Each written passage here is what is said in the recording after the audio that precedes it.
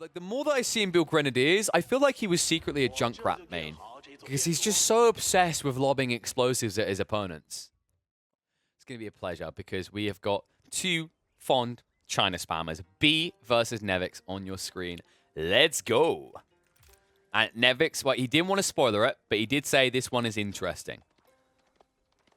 Now, there's two ways to actually interpret that, by the way. When a player tells you one of their games is interesting, either A, it actually really is, or B, it's the only one they won in their recent games. I didn't check. I never check who wins. Luckily, I'm a very ignorant person. I can just stare at a part of the screen. I don't know who's going to come out on top of this. But I'm intrigued to see, because, B, he was a very big Chinese enthusiast. I feel like he was the player who was most frequently playing it when it wasn't even popular, alongside Linok. They were kind of really the only ones who stuck with the Chinese through the thick and thin, right? Like, a lot of other people, they kind of banned ship. They went, ha, ha, ha, ha, ha. The Chinese are B tier at best. And you know what? B was there going, yes, they are. But his opponent, Nevix, he's been committing himself here. He's either going to be committing himself to becoming one of the best Chinese players ever, or he's going to be committing himself to an insane asylum from trying to get there. But to open up with, we are going to see him whipping out the Chinese on hill and down, and he is going to go straight away onto the deer and should be able to peel the sheep across. You do need to be careful of this. In fact, right now, I feel that the Chinese are one of the most stressful civs to play because of this interaction. The bug where if you go on the deer and then onto the sheep, your villagers idle and they never stop collecting, but they never return. It's frustrating as all hell. It's a lot of extra work to micromanage it in the early game, mainly because the hitboxes can feel a bit finicky at times in AoE, and also it's very hard to, at a quick glance, tell whether a person's on a deer carcass or a sheep carcass. So fingers crossed that doesn't prove to be the downside of him. And both players, of course, have to worry about this, but you can actually see B doesn't. The way he's done this, I think this is more beneficial so that you don't have to worry about the bug right now. Is just going on the berry patch with the sheep and then setting up another mill afterwards for the deer.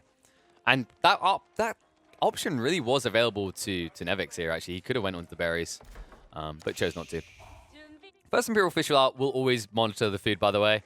Remember that things have changed with the Chinese early game. It used to be you only paid 150 food. They changed it around. It's still 150 resources total. But because they didn't like the fact that nobody was ever going on to gold early, they changed it to be 50 gold. Now, this doesn't mean you can't play Chinese where you don't go on gold. It just means that it skewed your feudal age timings a little bit. That was the big frustration I think the devs and a lot of players had, is that the Chinese were quickly unlocking feudal without having to build into a mining camp and go on the gold. Which not only was a 50 resource savings on building the mining camp, it's also the idle time of walking the gold line and then optimizing elsewhere. Like, if you think about it realistically, if you're able to just have 2 resources being tapped to stabilize your economy for most of the game versus 3, there's a lot of idle time you don't have to worry about. And also, it makes these Imperial officials even more efficient because you can only have 4 of them, and that means you have to kind of be budgeted on what you want to oversee. So, Imperial Academy going down.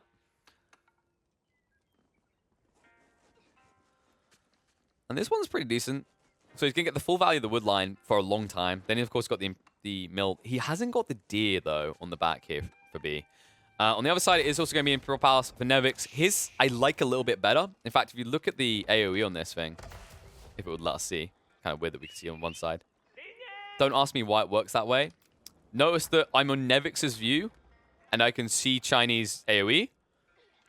On Nevix's view, I can't see his... Like, what? How do you even make that bug happen? Okay, I'm not going to focus on it. Let's just put it this way, though. Like, this Imperial Academy should keep value for longer in that he can move it out into the berries for a second mill. The woodline's still going to go deep. The issue that B has is, like, he won't necessarily be able to access the deer here with the Imperial Academy, which you want because, remember, it's double taxation. In theory, if they both go into farmlands, I do like B's better just because there's more spread here. So there's actually more wiggle room to plop down farms compared to Nevix's, where he's just basically having a little snog with his town center. There we go. Access similar time as the feudal. If you're wondering, folks, like, when's the time to go barbecuing the sun? The time to go barbecuing the sun is, well, step 1 on your checklist is if you look up and see your opponent's playing the Chinese as well, don't build barbecuing the sun. You will put yourself at a net disadvantage. Barbican is very fickle right now. In fact, it's kind of weird because when the game first came out, it was the go-to, it was the be-all.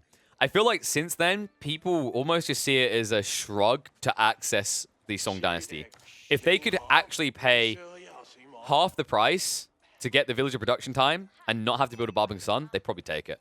The only time where Barbican feels good is with an outpost rush or when you go for the boar rush with the Barbican, which, honestly, the efficiency around the Barbican play is debatable as well. The issue I've seen is he tried this a lot. Back in the early days of experimenting with boars, right, before you arrived at the Rus, he was doing the Chinese boar drop, where he was dropping the Barbican right next to the board. The issue with that build, by the way, is I think sometimes he was going for the Barbican first, which is bad.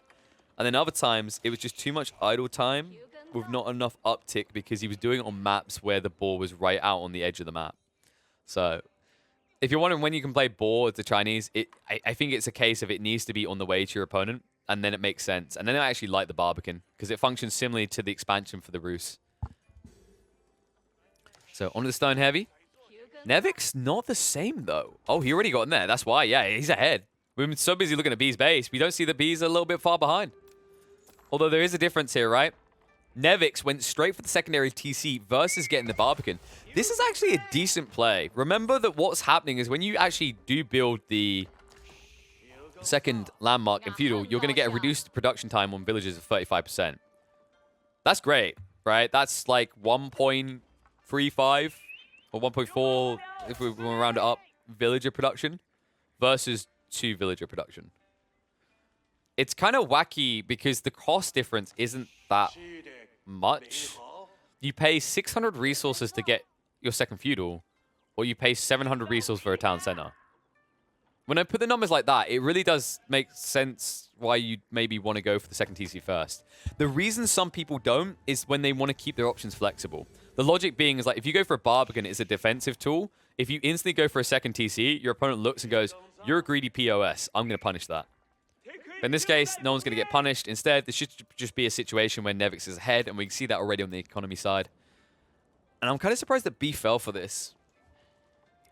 I'm wondering like what his previous experiences regularly with Nevix were. Maybe he just sees him as a very aggressive type player, which is kind of surprising. I feel like Nevix is more comfortable sitting back in the early game if he can get away and get into the mid game. Because like this choice to build Barbican faster than the second TC in Chinese mirror matchup only makes sense if you think your opponent is very aggressive. But apparently they did actually scrim quite a bit. I'd be interested to see if like Nevix was actually overly aggressive in those scrims though. Maybe it kind of creates that face value. That's the cool thing, actually. Like it's very easy to talk about implied odds. I love talking about implied odds right now, especially when I'm casting Nilly, because I know he gets like, you know, he gets a little bit frisky about that. He's a poker player after all. So implied odds in poker is when someone like you basically kind of math out like what the chance is that you have the best hand, and then you put a weighed-in bet on that. My idea of implied odds in Age of Empires 4 is if you're playing Naked Vision, your opponent is likely to make certain moves. You can estimate those moves, and you can anticipate those moves based on the face value of the play, but that is informed usually by the civ choice. What do I mean by this? If you're playing against the French, it's almost always a safe bet they're going to push French Knights, right? If you're willing to play the game blind without vision, you can just anticipate that and react ahead of time. Now, that's an interesting layer to competitive in itself. In fact, if you learn that layer, you'll go pretty far in Age of Empires 4.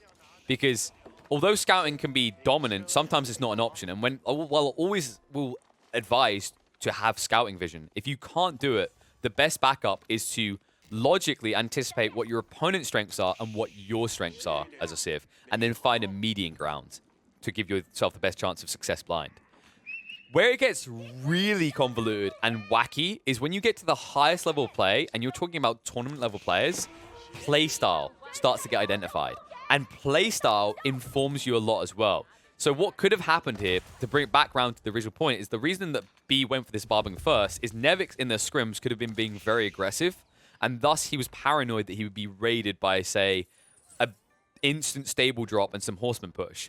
So instead of going for the eco boom full, he plays defensive to pad himself against an early raid. It's a really interesting thing to think about. It's something I don't feel like has really been talked about in depth from a commentary perspective. And part of that is because the scene's still so young.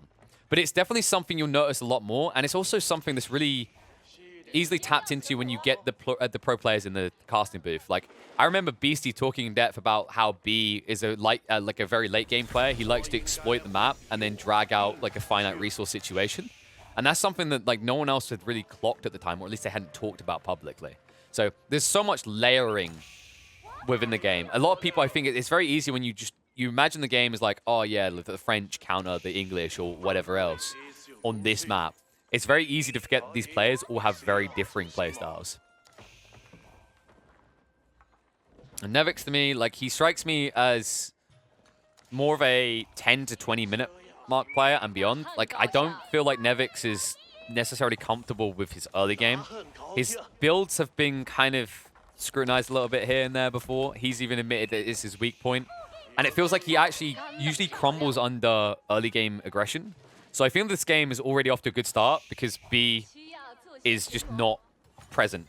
Like, actually, realistically, this is an interesting choice of scrim partner, to be honest with you. Because I think the worrying part for me, like, possibly this could build bad habits. And that because, although B does like to be aggressive sometimes, and we've seen him be very exploitive with his play in the first 20 minutes, B is also a player that would happily bite your hand off if you offered him a 50-minute game. And I feel like something that could become a complacency issue is if he identifies that Nevix doesn't want to play the early game, B is probably going to snatch off his hand at the opportunity to play a hyper late game situation. And it might be that Nevix doesn't learn how to fix his early game because of it. As a counter example, if you went up against someone like Marine Lord who likes to aggress early on and then fall back, you might learn how to repel intensive micro combat from a high level player at the beginning. Alternatively, if you just want to learn what winning feels like, I could recommend Core as a scrim partner.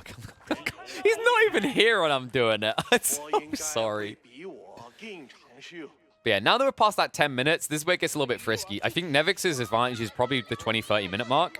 He might get baited into thinking that up against a player like B, he can drag really late. Because I remember in the early days, especially, Nevix did love hyper late games, even as civs like English. But I think it's to his merit to actually play the midfield at this point. Understanding that B is likely to try and boom up further. And it looks like it is going to be the Spears. Yeah, B. He's shown the intent to go defensive. Interesting. He must have had vision in the base just before it went down. So he'll be able to highlight this. 5 Lancers marching in. The walls up aren't in place just yet for B. And they're going to be very delayed. And this is going to be punishable right now. He doesn't have enough spearmen being produced. Wood line is pretty wide. Gold line at the front. And food at the back. I don't think B can fully defend himself here. If Nevix is on point with the micro split up, he's going to butcher a lot of people here.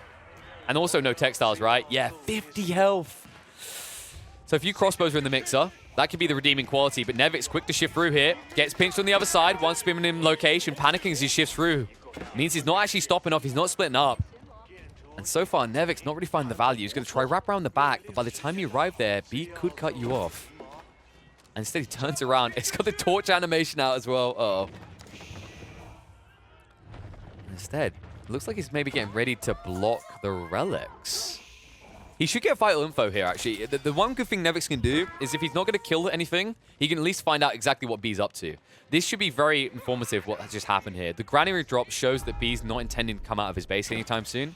This should tell him that his opponent is going to boost farms and stay on his high ground for longer. Basically playing the B style, where he wants to go quickly up the Imperial and then extend out and drain the map. So the thing that Nevix can do to kind of leverage an edge here is probably play towards the midfield, go for pocket ecos, and expand out very quickly. Wouldn't even be against, say, a proxy base in the center with a keep drop. Now I like that he's guarding the relics. Remember that Nevix did go into this, and he did supervise as well. Buddy. Oh no, it's not one of those coffee breaks. Oh, Nevix, no. Mate, you're getting scammed. You're getting scammed right now. This guy, you paid him to do a job, and he's not even bloody doing it. Now, Nevix's excuse is apparently China is macro intensive. I agree, they are. But you know what you do? You just stick him on a lumber camp, you never worry again. Easy peasy. I mean, literally, you've got berries over here. Like, where's the rest of your food gathering right now, actually? Where is the Imperial official? No! Oh, boy. Okay, let's check out where his imps are as well. All right, this guy's just out for a stroll, right? He's like trying to make sure he doesn't have any deep vein thrombosis going on. The blacksmith, I like this actually. This is underutilized. Like the blacksmith supervising is so underutilized. Even at the highest level, a lot of players aren't doing this. It's actually really important, especially in a mirror matchup, because it might just give you the edge. Like if you look in B's base, I don't think B has been supervising blacksmith. In fact, I don't think he's even built one yet. So that puts him at sheer disadvantage. This, however... Well, at least he's still got a decent amount of relics. I'm hoping he's going to realize when he comes to micro the Monk. I don't want to focus on it. It's mean. Let's focus on the fight. Nevix. Nest of Bees. Rather exposed, I'd say. That's going to force him away. Imagine trying to beat B with nests of bees. You fool. So in the meantime, we'll back up. Good gains, though. 4 relics gained. He's going for the 5th as well. The shuffle out. Remember, these monkey boys are a little bit quicker now. 1.12 movement speed. And now he makes his own switch into farms. So yeah, Nevix is kind of being baited into the idea of going late by B. We'll have to see how he handles his late. That's also the awkward issue. If you can't like perfect your early game, you get less opportunities to practice your late anyway, realistically. But that's the thing, like when B gets into that late game, I highlighted it before, we don't see it as frequently as maybe we'd expect considering the history of this player, but he loves it. He absolutely loves just tapping the map dry. Like he's very methodical about understanding the resource drain. In fact, if you recall, quite often when we get into like the hour-long games with B, he's floating 20,000 surplus resource, easy peasy, and his opponent is barely getting by. It's what he's so good at. Like the way, and I think that's why we've seen B thrive as a professional player in Age of Empires 4. It's a macro eco game, right? The eco side of things is very important in AoE 4. So if you're that good at managing a late game, you are just going to destroy people who are behind you in that regard. Like they can be on board with the micro, they can be really intense in that regard. But if you're just better at understanding how AoE 4 transfers in, or converts rather, into a resource drain past 40 minutes, you're going to be vastly ahead of your opponents. And now, Monks, they can go on the Sacred Sites and... Hey! He's on the move! Woo! He's on his way out. We're getting him where we want him. Onto the wood line. Oh, that's going to be so much additional wood. Hello, I am not Chinese. I am now Rus. If you don't believe me, look at my wood drop-off. Who needs Rus when you can be the Chinese? Come on. Sacred Sites being a little bit frustrating. B trying to address that. Looks like we're going to get some tech ups. B, first up in the Imperial Age. Makes sense as well. He invested less in the midfield. Remember the Lancer investment. And now look at the size of the force coming. Defense force in place. Nevix with a defensive keep. Crossbows massing quick. Spearman is going to be problematic, but the Nest of Bees is also going to protect him, plus the Spring being out before B. But B, he does have the siege advantage right now. And with this pull of villages, he will look to consolidate control over these gold veins. Might even go deeper. Oh, he is. He's actually snatching wood. This is what we talked about. This is what B's so good at. Remember what we just highlighted. Like, as the game goes later, it turns into a resource drain. Who's going to have more left at the end when everything's just been tapped dry? So what does B do? He realizes that, oh, I'm playing on multi-TC here. Ha, ha, ha. I'm basically pop-capped on the eco side. I don't really need much more. Ha, ha, ha. I'm going to come across here, understanding that you have more wood outside your base, near your base, and take that away before resorting to my own. And Nevix, he was expecting me to go there. He actually dropped the triple outpost to deny him. Wow. This is a with anticipated play. B, he's going to start off with a stone, but he'll quickly race beyond that. So yeah, it's going to be playing to stone, then a keep drop right on the wood lines, which will force Nevix away, and then he has the most important resource on this map. Because if you look around, there's plenty of gold. There's infinite food. Plenty of stone. You know what there's not much of? Wood. Outside of the small patchworks here, there is only 3 wood lines in the midfield. And they're pretty much done with their own base ones. And here it is. Keep built on the south side. And the cool thing about this is if he actually just gets a little bit of vision around the side and then starts extracting on the east side, he's going to take all the wood away, deny Nevix away, and Nevix now knee-jerk reacting, trying to get the outpost up. But there's just so many villages here. This is so typically B. Nevix, if he just had one nest of bees here, the damage it would do is insurmountable. So although you can quickly replace your villagers, it's still going to be a heavy sting. Right now, not able to get him in place. Bombard's now wheeling out. What's the answer coming out from Nevix? The answer is apparently to get yourself boomed up for Grenadiers. This man is obsessed with this unit. An FPS player that likes grenades. Never could have seen it coming, you know? I bet, you know, here's the interesting part, folks. For those who don't know, Nevix, he was an Overwatch pro. He played the off-tank role, which meant that he picked heroes like D.Va and Winston. But I don't know, like, the more that I see him build Grenadiers, I feel like he was secretly a Junkrat main. Because he's just so obsessed with lobbing explosives at his opponents. Well, there's going to be plenty of explosives lobbed back at him. I feel like the Nest of Bees might be the bigger problem. I mean, you have got a tanky unit in it, right? They are fairly bulky on the Grenadiers. But I feel like a Nest of Bees could actually wipe you out. Like, their splash damage is pretty substantial still.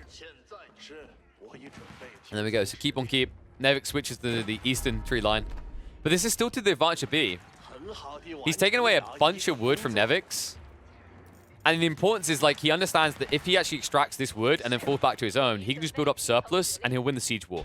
After that, like, what do? Another issue that you actually have, and you see that from the surplus Nevix is holding, these Grenadiers require wood. They just can't be built without them. And in fact, they're an incredibly pricey unit. 240 resources. For comparison, you could get yourself a Lancer for that. And a Lancer would be able to raid a lot deeper, a lot faster, and take a lot more damage. And now the Sacred Sites. So B, more keeps going up soon. Needs to sort the stone if he wants to do it, though. Shifting around. He's actually just yoinking more wood. Now, it's not your intense fight, right? It's not 1,000,001 fireworks going off on a battlefield, but this is actually pretty hype the way he's stripping value from this map. And it means that Nevix is going to be forced to come out uncomfortably in the next 3 to 4 minutes. A lot quicker than he's ready. And he already has to come out soon due to the nature of these Sacred Sites ticking him down.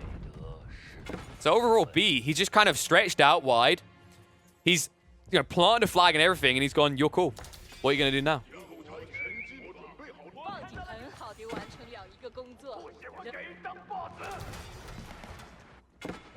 Now Villy's out onto the gold veins in the center. Something that Nevix just hasn't done. Because he's busy being pummeled right now. Bombards came out first on one side. It wasn't Nevix. Nevix now trying to recalibrate as he gets his first clock tower Bombards out. But they are delayed compared to the timing of B.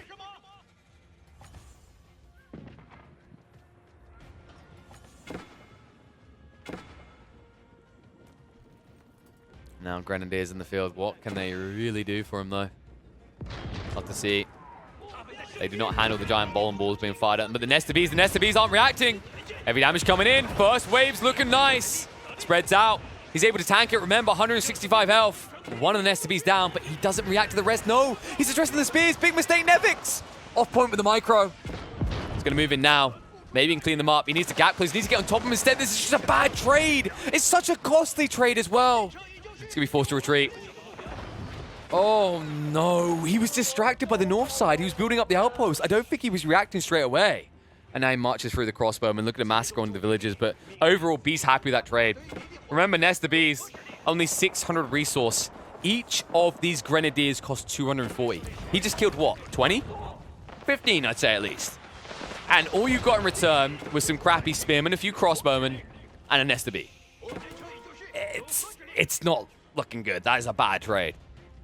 And now look what happens. This is the resource drain. This is the problem with the Grenadiers. With how easily lost they are, the moment you try to double down on them, you just can't. Unless you sustain thousands upon thousands of food. Because they cost 120 food each. And that's why now we see the switch up in the crossbows. He just can't really amass to the same degree he just was. In fact, we look at the income per minute. You see they're pretty comparative, right? The difference is B's been able to build up a surplus because he hasn't gone Grenadiers. He also didn't go for the double tech up, right? Like, you may notice there is no Great Wall here. He didn't make that heavy investment because that's what Nevix just gatekeeped himself with. Remember what he just paid to get access to Grenadiers? 3,600 resource to get that unit. And it dies so simply to around a Nest of Bees. An outpost. Of course, B wants these up. So many bombards as well. And it's just so hard for Nevix to approach. Really, he needs some cavalry that can gap close. He needs to get on top of the bombards, on top of the nest of bees. Once they're gone, he can frag out. The problem is he can't even play into this right now in the choke points either. That's a bigger concern. At least actually reclaim the wood line, but it's a war zone right now. Straggler tree is almost depleted by B. Forced to invest in a lot of outposts just to get it. And he's trying to save the south side for the last. And look at the move out, Nevix! He understands what it's turned into now. He's clocked it. He's actually processed it. He knows what B is playing for. His win condition is map depletion. Every resource needs to go. It's a fire sale. So Nevix makes sure that he gets his fair share of 2-for-1 deals before the sale is over. He has the whole west side to himself as well. B, unlikely to contest that. But B, now focused on moving in. He tries to go for the Imperial Palace. A solid choice here. Unlocking to the Yuan Dynasty actually could be really big for him. Instead, he plops it further back. Remember, Imperial Palace has phenomenal range in vision. You'll see it in just a second. Meantime, fight underway. Grenadiers still remaining alive in the ruins. SBs start to fixate upon them. Palace Guard targeted by the Grenadiers. Not good trades right now for Nevix. And here we go. Look at the vision on the map. And look how much bigger it just got. The power of the Imperial Palace as he can see everything now. He knows what's coming before it shows up in the fight. He's going to find out even sooner now as he moves in, keep being constructed. Nevix starting to forfeit ground. He can't afford the new round of Grenadiers. If this line goes down, he's in deep doo-doo. And also, he's producing Grenadiers out of these ones. He really needs... Wait, where is the Spirit Way?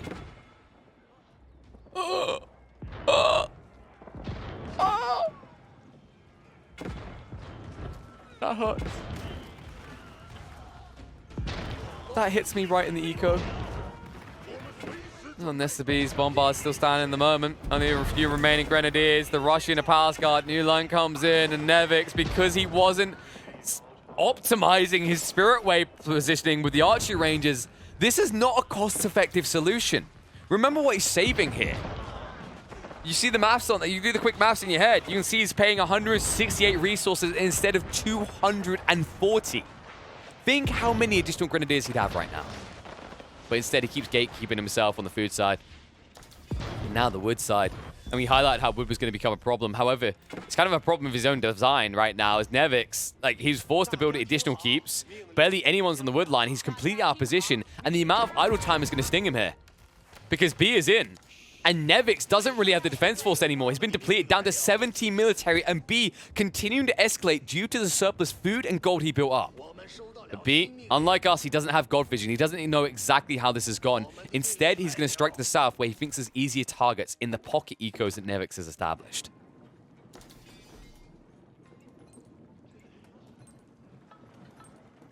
And these Nesta Bees really have been the difference. I mean, it's kind of the wacky thing, right? The Nesta Bees are kind of achieving the same goal as the Grenadiers, only they have double the range.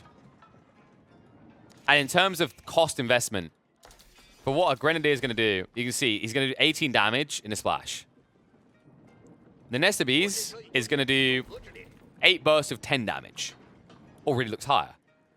Oh, but now Pigeon, the Grenadiers are cheaper. Yes, but the 240 resource. The Nesta Bees is 600. You start to realize the maths isn't in favor of this, right? And that's why the trades are so good for B. I mean, once he reaches a critical mass in Nesta Bees, there's not really any way that Nevix can approach him with this composition. Really, he needed some sort of cavalry unit, like some cheap throwaway type. Fire Lancers actually would have been phenomenal because they'll insta-torch down the Nesta Bees. And realistically, there isn't a counter to that, right? Nesta Bees, the first flurry will be annoying, but the Fire Lancers are quick enough that you could wrap around the Palace Guard. The crossbows won't insta-kill your Nesta Bees, insta-kill your Fire Lancers. And the Bombards don't fire quick enough to kill off 20 Fire Lancers. And yes, I know 20 Fire Lancers is quite pricey, but they would have actually got their value in kills. Instead, now it's all starting to fall apart. Nevix running out of places to run and hide. Keeper's going to be revealed. Roll in the Nesta Bees. 6 of them being sent over. Bombard's shifting in now as well. Torches will be thrown onto the outpost. Woodline is going to be denied. Luckily for Nevix, he still has his own in reserve. However, he is not pushed out into the midfield just yet. Starting to move up. Imperial Palace going to be targeted by the Bombards. But it's the size of the military that counts. 89 on one side, only 52 on the other. Nevix will clean up the pocket eco expansions, and then afterwards, with an even playing field of military force, show up to the main fight. So the only way this works for Nevix is if he actually assaults directly into B's base. It's so difficult as well. I mean, these Bombards sniping you from so far away. The Nesta Bees deterring you at all times. It feels like Nevix is fighting an uphill battle, even when he's not trying to roll uphill into B's base. Bees in position. Grenadiers with the split. Nesta Bees rounds coming out. Splash damage is heavy here. Maybe a little bit too heavy. Grenadiers full of fast. Trying to target out onto the Bees. Bombards taking them out one by one as well. Heavy splinter in here. They stacked a little bit too hard. B didn't go for the splinter formation. Fight is going to end with a slight win for Nevix, but a heavy cost to get it. And more where that came from. Nevix now once again tapped dry. B understanding the long con. Holding huge reserves of food and gold.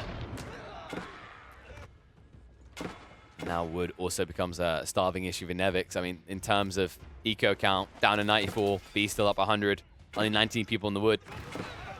34 on the wood for B. Understands what's important here. Palace guard. Nice staggered formation, shuffling in. Good micro coming out as well. And the gap close. This is the power of the Yuan Dynasty, folks. 1.58.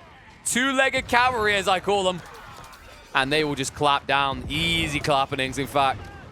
As you get 2 Palace guard for the price of 1 Grenadier. And there's so many of them. Straight in.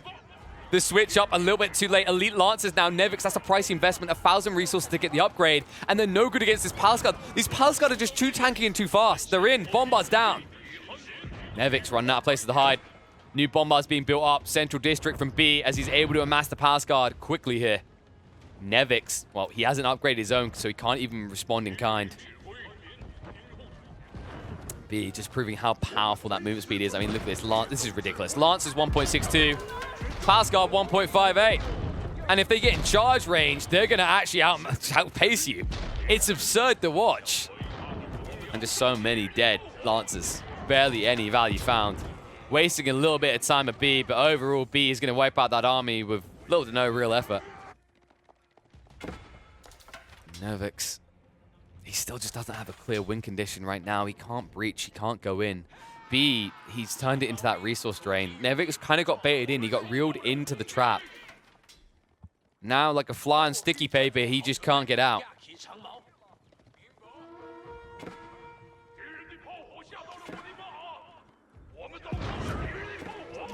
And that's the difference. I mean, it does come down to those Grenadiers. The pricey investment, like, Grenadiers realistically are a unit you go for when you have heavy surplus. It's also the issue is, like, your opponent usually understands that you're going to have poor trades for a while. Like, the whole concept behind Grenadiers where they feel good is when you have a lot of throwaway eco. But B knows you're not going to. You're in a mirror matchup. You're extracting similar amounts, but the difference is he's spending less on the units to counter you. And he's losing less of them. From that, he can also extrapolate the fact that you invested 3,600 resources, so you're already deficit to begin with. And it's just so much cheaper for him to go for the Yuan Dynasty, get the movement speed, gap close, and just annihilate your backlines. And I mean, that's the issue. Like, Nevix, he goes to this reliance upon Grenadiers with Siege, but he never has a front line to hold his opponents at bay. That's where Grenadiers can be somewhat useful, is when you have some sort of hold point. But no choke point on an open battlefield with no front line makes it all too easy to do this. B just shuffles right past him towards the back, onto the Bombards, surrounded on both sides by the Grenadiers, but he just doesn't care. Torches him down. Clocked out Bombards are tanky, but they cannot last against this ensuement of torches being thrown their way. And Nevix is starting to feel like it's a matter of time. I mean, B, he can quickly replace the forces. Nevix, just look at the military count. That number's only going down. He's always capped on the wood or the food. Pocket Eco slowly just being taken out one by one. Get more repair than China. They just can't even kill the Bombard. The repairs are just too good. Now that Bombard mass is reaching critical mass quickly. I mean, it's a nice attempt by Nevix, but I think we've come to the end. Like, this army isn't being replaced. You can see that B already has double the force. It's just such a throwaway. Remember, with infinite food and so much in reserve, he can afford an unlimited number of Palace Guard, and Nevix cannot afford an unlimited number of Grenadiers. Something that B identified far too well to turn this into quite an easy late-game situation. And we start to see the methodical nature of him. We highlighted this earlier, right? B is going to try to bait you into that later timing, especially if you allow it for free. You know, a lot of people are wondering what's better late game, Yuan or Ming, and I feel like it's Yuan. If you are going for a composite force and you're not heavily reliant on Grenadiers, there's not much reason to go all the way up there. It's a pricey investment and not much gained. What do Grenadiers do that Nesta Bees can't? What does Nevix do that B cannot? As he builds a proxy base right outside of Nevix, I think he knows it's over. Splash damage coming in, nowhere left to run and hide. B will win the mirror matchup.